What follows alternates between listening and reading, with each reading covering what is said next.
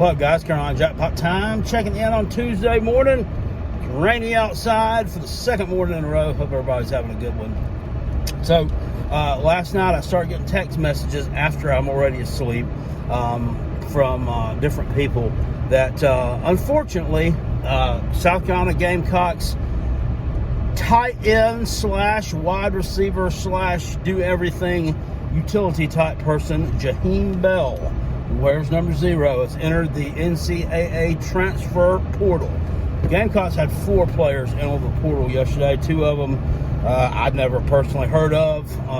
And then Austin Stogner, the tight end who transferred from Oklahoma last year, has entered the transfer portal for the second time. He's going to run it back into the portal again. So I guess Austin just doesn't know where he wants to be at. So this, I mean, no way to spin it. I mean, this sucks. You lose a couple of tight ends, which Bell played a multitude of positions. He filled in at running back this year.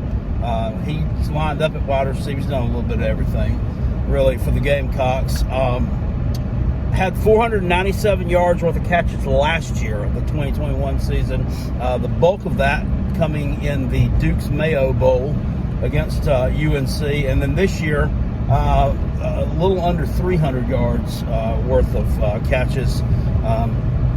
Many fans upset this year. He was not utilized, they felt like, and me too. I didn't feel like that they got him the ball enough. It just doesn't make a lot of sense. Whenever they asked Shane Beamer about it, it would just kind of give a kind of a Will Muschamp like answer that there were certain plays that were designed certain ways. We wish we could get everyone the ball, and the same thing with ex-offensive coordinator Marcus Satterfield. So, I mean, what does this mean? Now, there were rumors during the season that Bell was going to enter the transfer portal at the end of the year anyway. I'd heard rumors that he was going to enter it and go to Florida. I mean, that seems viable. He's from Florida. I also feel like, and I've read too, that a likely destination for him could be Colorado. Because, old Coach Prime came in and said he's bringing his luggage, and it's Louis. Meaning, I'm going to bring me some high-quality players. Okay, well, whatever. If he does, I've always thought that guy was kind of grimy. Not really, I don't know. Either you like him or you don't. And I particularly kind of don't, really.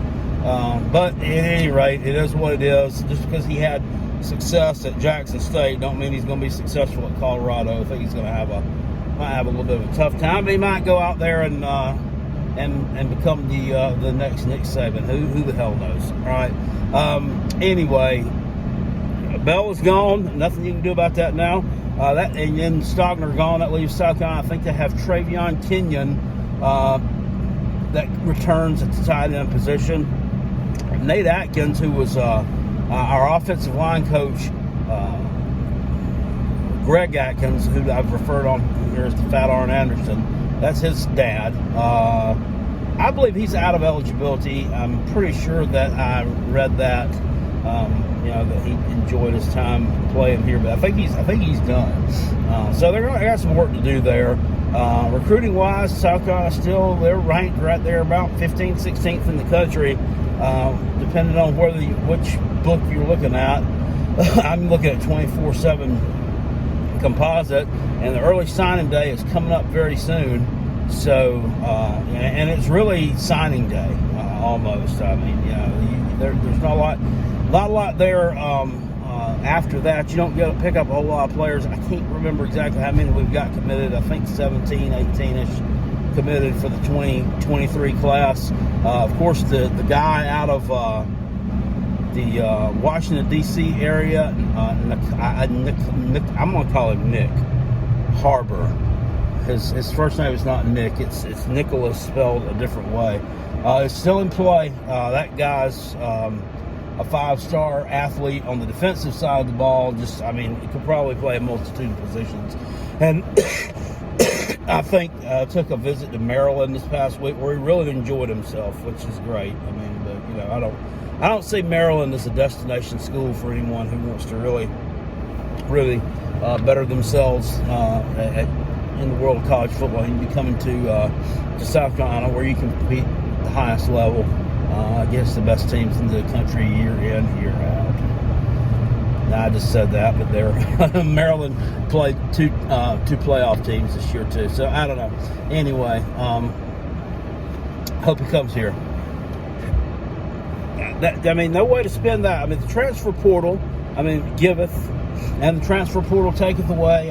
South Carolina's got their eye on a wide receiver from Old Dominion who's teammates with current Gamecock Juice Wells, number 3, who also came with the transfer portal at wide receiver. They've talked to some other kids there too, but the departure of Bell makes me wonder a lot.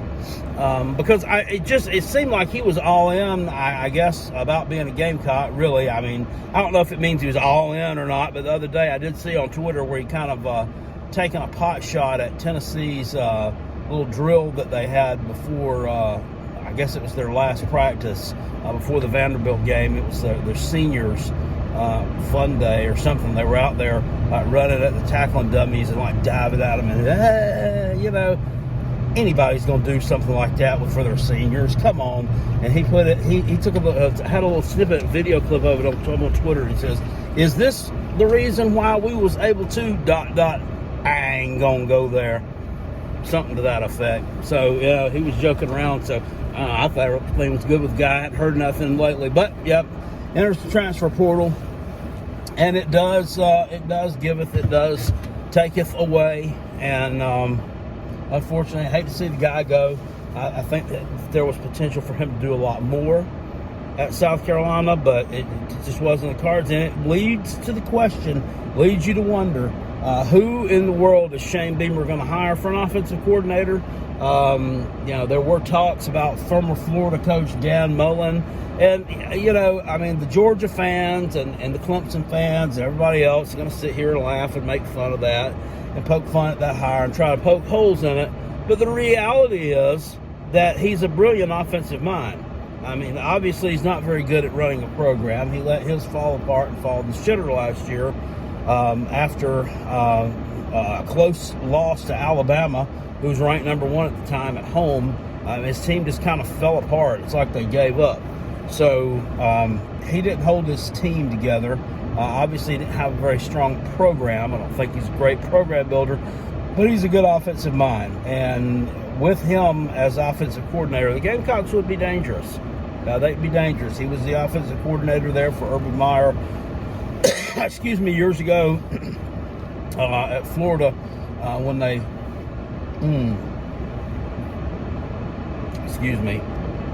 won a national championship or 2.